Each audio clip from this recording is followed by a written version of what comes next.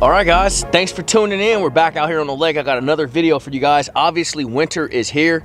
It's been really cold here around the house. Water temps are down in the low 50s, high 40s. So I want to give you guys some of my favorite baits to throw in the wintertime. Now, this is not going to be applicable all across the country, although living here in Lake Martin, pretty much East Alabama, on a very clear upland reservoir, and then originally being from the California Delta, I mixed in a little bit of techniques I think will cover both situations. So shallow grass fishery, as well as a deep clear water impoundment that has spotted bass and largemouth in it.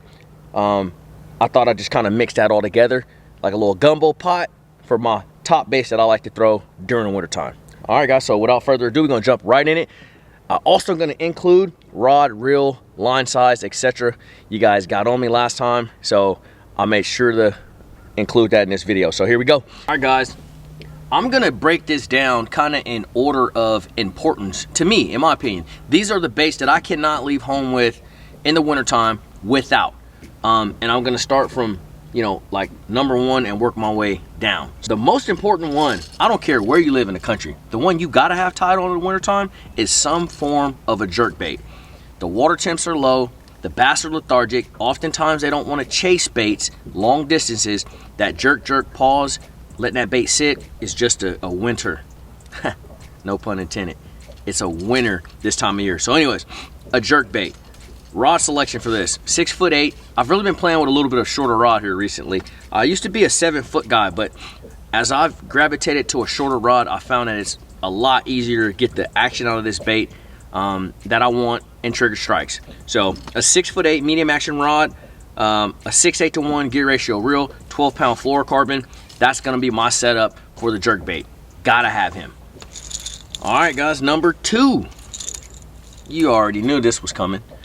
This is my favorite lure in the tackle box. We all know this. This is a Bill Lewis Rattletrap. And you'll notice the color. The color's red. This is a time where I start migrating off that shad patterns just a little bit, and I'm starting to pick in the browns, the oranges, and the reds. It's just something about the wintertime leading into the early spring. Those bass love red. This is a 1/2 ounce trap. I'm throwing this on my boy's B-Lats Signature Series rod. 7'2", medium heavy action, but this is a graphite composite rod, so it's very gosh dang it. So it's very parabolic, so it absorbs a lot of that impact from the strike, and we all know you lose a lot of fish on a trap. You can, but if you got the right setup, it increases your chances of landing those fish tremendously. 6/8 to 1 gear ratio reel again. 15-pound fluorocarbon is what I like to throw my traps on, and I'll vary that. Sometimes I'll throw 17, even 20 when I'm fishing really shallow. Another must-have. All right, easing right along. You gotta have some form of shallow to mid-range crankbait. And this bait here that I designed, the MR6, is an excellent choice.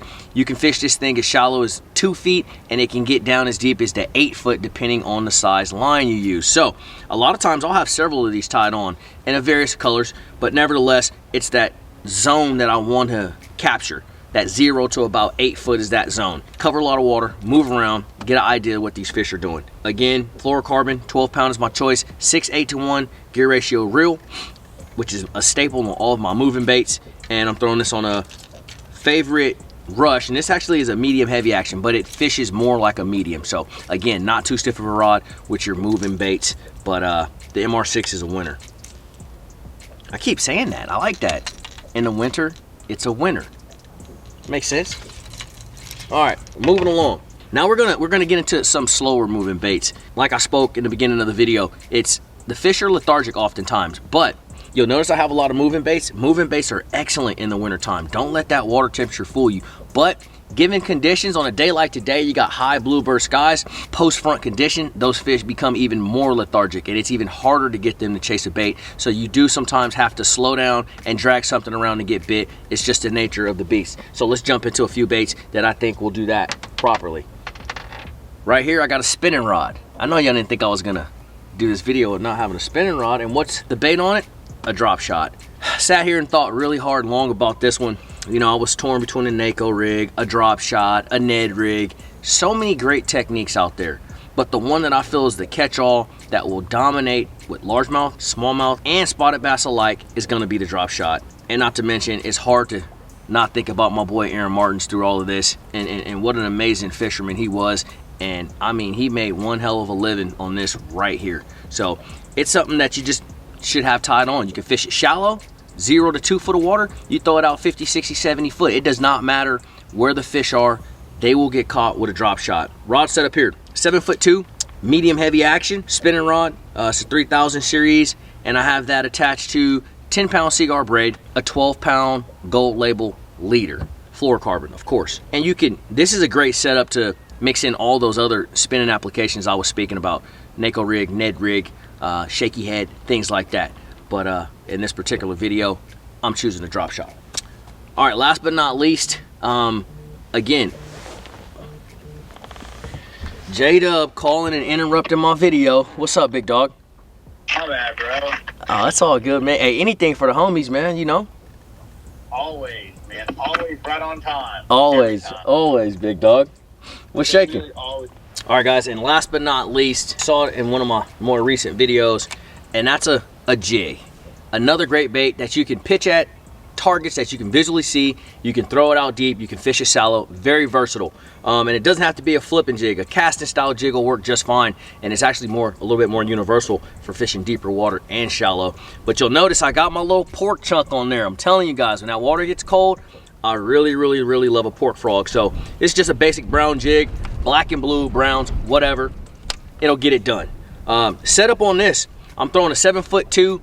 This is a Favorite Summit medium heavy action. This is one of my favorite rods with them because it's so universal. 7'2" medium heavy action. You could pretty much pick up 50, 60, 70% of the baits in your box and throw it on this rod. So again, just a basic setup, but it gets the job done. 6:8 to 1 gear ratio on the reel. Bumped it up to 17. If I'm fishing shallow, a little thicker cover, I will throw 20. Fluorocarbon, just an awesome setup. So just a few baits to throw at you guys for the winter time to get you guys going. I don't have them in my boat, but I do want to talk about these for my guys that live on clearwater deep fisheries. Your blade baits and your jigging spoons. Those are two other critical baits for clearwater deep fishing that I did not have in the boat to show you guys today. But those are baits that you should look at as well. Silver Buddies, Demiki makes one called a Vault. Mega Bass makes one. Lots of them out there. If you guys search up Google blade baits, you'll find them. But anyways, same with the jigging spoons. But again, winter time's here. Don't let it keep you in the house. Bundle up, throw you a good hoodie on, get nice and toasty, get out on a lake. There's nobody out here. You hadn't seen a boat, heard a boat. I don't know if anyone's out here but me.